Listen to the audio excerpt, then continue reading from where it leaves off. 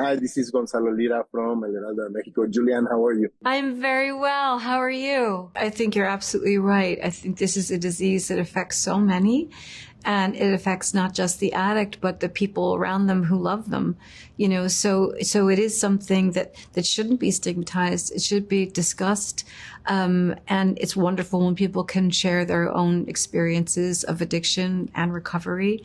And I think this is something that our writer wrote about, having had experiences that he observed in his own family, So I was glad to be a part of something that is able to deal with the subject matter so compassionately. It is very dramatic. I think that a lot of Kate's actions are morally complicated, I don't know. Somebody asked me if I had some advice to give to her, what would it be?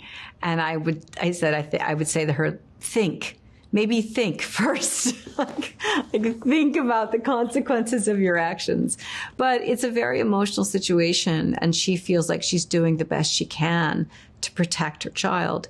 I think that, it's presented in a very complex way. It's like these are human beings and they're not always making the right choices.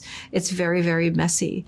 But I think that's what allows us to relate to it. I don't know if that's a question that I can answer, frankly.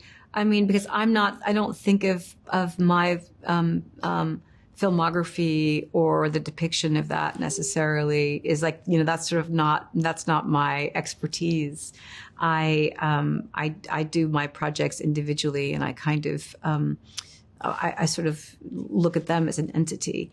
So I think that could be that's certainly an interesting treatise for a story about like how society's views have changed about addiction and recovery. But I do think that we have a much deeper understanding that addiction is a disease, and as I was saying earlier, that it affects not just the addict, but the entire family, the whole ecosystem of that person's life.